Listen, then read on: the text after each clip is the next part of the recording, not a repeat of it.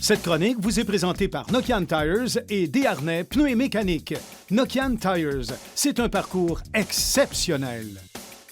Nous sommes présentement chez Desharnais Pneus et Mécaniques et je suis en compagnie de Danny Bellil. Salut Danny. Salut Daniel. Alors Danny, cette semaine, on va parler véhicules électriques, pneus de véhicules électriques surtout. On sait qu'ils arrivent de plus en plus en grand nombre sur le marché. On commence à en avoir un petit peu plus. Évidemment, les fabricants de pneus ont dû s'adapter. Comment ça va? Quel est l'impact de l'auto électrique dans l'industrie du pneu, là, Danny? Mais je pense que c'est vraiment en développement présentement, puis on le voit parce que les fabricants de pneus prennent différentes tangentes présentement. OK. Pour vous donner un exemple, il y a certaines compagnies qui ont vraiment fabriqué des pneus qui sont spécifiquement recommandés pour les véhicules électriques. Ils ont même un marquage au niveau du flanc du pneu pour dire ce pneu-là est adapté pour les véhicules électriques. C'est le cas de Nokian, l'hiver passé, qui sont arrivés avec un Hakkapeliitta 5 EV, un AK10 EV, parce qu'ils ont fait des modifications au niveau de leurs pneus, mettons, ou de leur gomme d'origine. Fait que c'est le même dessin de semelle, tout est pareil, sauf que le pneu, il y a une appellation EV.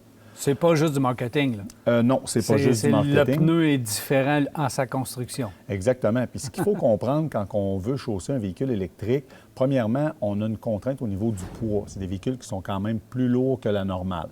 Ensuite de ça, quand on parle de puissance de véhicules électriques, pour les gens qui ont eu la chance de l'essayer, c'est vraiment rapide. Le torque est vraiment fort. Donc, je pense que les concepteurs de pneus, les fabricants de pneus sont à peu près au même niveau que les spécialistes de pneus comme nous, sont un peu en essai-erreur présentement.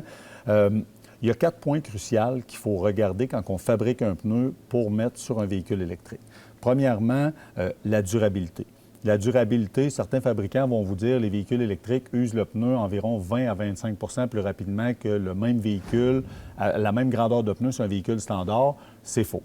C'est plus rapide que ça. Okay. Moi, je vous dirais qu'on peut facilement parler de 50 plus rapide. Wow. Donc, c'est très rapide.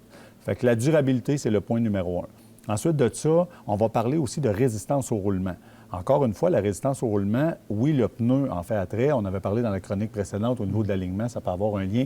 Mais la résistance au roulement, ça, les fabricants de pneus travaillent très, très fort là-dessus pour essayer de donner la meilleure longévité possible à la batterie. Ça, c'est un autre point. La capacité de charge, on en a parlé tantôt, le poids du véhicule. C'est important que le pneu ne surchauffe pas, parce qu'un pneu qui surchauffe, bien, il ne donnera pas la meilleure résistance au roulement, puis il ne donnera pas la meilleure usure. Il va devenir plus mou, puis le véhicule va être moins stable, effectivement. C'est important que la capacité de charge réponde aux normes du fabricant automobile. Et le 4e point, tu vas voir c'est quoi? C'est le bruit. Les gens qui ont des véhicules électriques, ils n'ont pas beaucoup de bruit dans l'habitacle. Donc, c'est important de travailler là-dessus. Fait que des fabricants, exemple pour en nommer un, Goodyear, avec le Electric Drive GT puis le Electric Drive, ça, c'est des pneus qui sont conçus. Qu'est-ce qu'ils ont fait, Goodyear? La gomme, un petit peu plus rigide, mais en même temps, il ne faut pas compromettre l'adhérence. Autre chose qu'ils vont avoir fait, ils vont avoir mis un foam à l'intérieur du pneu pour absorber une certaine partie du bruit, ce qui fonctionne très bien. Nokian le fait aussi avec leurs pneus d'hiver, ça fonctionne très bien. Okay. Ils vont travailler avec ça et ils vont travailler avec des capacités de charge qui vont venir égaler ce que le fabricant automobile demande, en plus de mettre un extra load, le XL, le fameux XL qu'on voit sur le flanc du pneu. Donc, c'est important d'avoir la bonne capacité de charge quand vous magasinez le pneu. Est-ce que c'est des pneus qui sont dédiés à l'auto électrique, mais qu'on peut appliquer au reste de l'industrie, aux pneus aux autres véhicules normaux, ou c'est juste pour le véhicule électrique? On pourrait le faire, mais je vais vous donner l'exemple de Nokian en hiver. Le pneu est plus cher. Fait que c'est pourquoi payer un peu plus cher si tu n'as pas un poids de véhicule plus élevé? Fait que c'est pas nécessairement la norme. Je te disais, les stratégies divergent. Exemple, Michelin. Michelin, eux, c'est une compagnie qui ont un marketing qui est super fort. C'est une compagnie qui ont beaucoup de recherche et développement, de budget. Eux, ce qu'ils ont décidé de faire, c'est qu'ils ont certains pneus qui sont homologués véhicules électriques avec un marquage au niveau du flanc, seulement en équipement d'origine, et dans toute leur conception de nouveaux produits de remplacement. Mais là, ils ont décidé d'avoir les 4 critères que je t'ai parlé tantôt. Le bruit, la résistance au roulement, la capacité de charge et la durabilité. Donc, les produits de remplacement, les nouveaux produits comme le Defender 2, comme le produit qu'on a ici avec le All Season 4, le Pilote Sport All Season 4, c'est des produits qui vont répondre avec la bonne capacité de charge, ces choses-là. J'ai un peu un bémol à ce niveau-là. Je vais t'expliquer pourquoi. Les gens qui magasinent les propriétaires de véhicules électriques veulent souvent avoir un produit qui va être vraiment ciblé pour leur véhicule. Ça, c'est une chose qu'on voit, là, juste exemple. Tant qu'à acheter un véhicule électrique, on va acheter un pneu pour le véhicule électrique. Bon, j'ai tout compris, Daniel. Cet hiver, le Nokian, on avait commandé en sachant pas trop la réponse de la clientèle. On a tombé en rupture de stock assez rapidement. OK. À voir si le marketing de Michelin et ces choses-là va fonctionner parce que, sincèrement, quand on prend, exemple, une grandeur 235, 45, 18 qui va sur un Tesla, si on regarde les spécifications d'origine du fabricant automobile, Michelin rencontre ça à tous les points. Okay. Mais on n'a pas le marquage sur le flanc. Okay. Fait que c'est à voir comment ça va fonctionner, comment ça va vieillir. Quelle philosophie va gagner? Les pneus dédiés vont peut-être gagner... c'est qu'il va y avoir quasiment que des véhicules électriques. Alors, effectivement, tous les pneus seront quelque chose, là, mais effectivement. on va devoir en arriver là. Effectivement. À court terme, je suis obligé de dire que présentement, on a une demande pour les véhicules qui sont recommandés électriques, qui sont marqués électriques. Encore une fois, là, on commence. On est là-dedans. On va voir comment ça va vieillir. Une chose intéressante, une compagnie comme Ceylon, qu'on a ici, une compagnie quand même d'entrée de gamme, un produit au niveau de la conception qui fait quand même de très belles conceptions de produits, ont sorti un pneu attitré au véhicule électrique avec les bonnes grandeurs, vraiment avec un marquage de véhicule électrique qui s'appelle le E-Range. Donc, à voir comment ça va fonctionner, mais on voit que la demande est de plus en plus grandissante. Même les compagnies un peu plus entrée de gamme, si on peut dire, ou de base, arrivent avec des procédés comme ça. Fait que c'est vraiment, vraiment intéressant. Alors, quelqu'un qui rentre avec sa voiture électrique, tu peux lui offrir un pneu dédié à la voiture électrique. Tu peux lui offrir un compromis avec Michelin ou tu peux lui offrir un pneu régulier.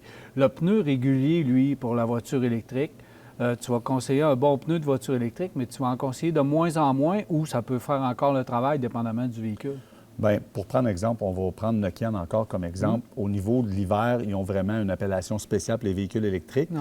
Par contre, au niveau du 4 saisons, au niveau de l'été, ils n'ont pas le même procédé, ils ne fonctionnent pas de la même façon. Pour avoir rencontré le directeur de compte de chez Nokian, il me disait, le Nokian One répond à tous les critères que, exemple, Tesla demande au niveau de la capacité de charge. Toutes ces choses-là, donc, vous pouvez l'appliquer. Ce qu'il faut faire attention, Daniel, malheureusement, c'est qu'on va arriver avec des grandeurs qui ont plusieurs capacités de charge. Fait que si on fait affaire avec des gens qui connaissent un peu moins ça, exemple, Tesla, je vais vous parler en chiffres, là, mais il demande une capacité de charge de 98. Le chiffre n'est pas très important, mais si on met un 94, c'est comme si le contenant, si le pneu n'était pas assez rigide. Pas assez solide. Fait que si on met la même pression qui est recommandée par le fabricant, le pneu va user très, très rapidement. La stabilité du véhicule ne sera pas là, ne sera pas au rendez-vous.